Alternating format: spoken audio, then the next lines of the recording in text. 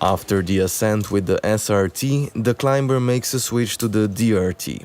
He sets up the anchor point with a cambium saver on the position which allows him to reach the places he needs to get to. The anchor point should be as high as possible, so that during the branch walk, the angle of climbing is not too wide.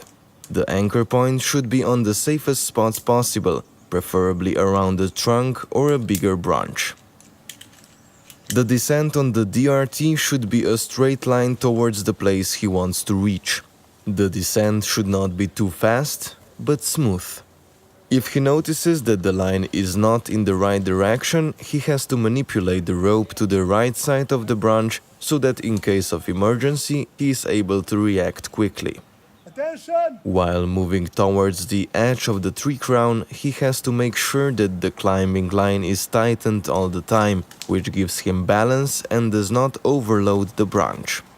When he reaches the working spot, he has to tie in so that he is double secured and well positioned during work.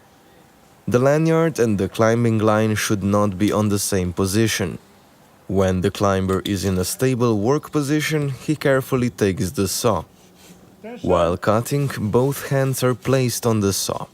Before dropping a piece of wood or a branch, he has to make a verbal warning and make sure that no one is near the drop zone. The climber uses the cutting methods appropriate to the thickness of the branch and the tensions in wood. With appropriate cuts, he avoids catching in the saw or damages on the tree bark on the rest of the branch. The climber uses a 3-step cut method. The last cut is the final cut. The final cut is made outside the branch collar, which should not be damaged. The climber has to use the appropriate angle for the final cut, which has to be smooth as well.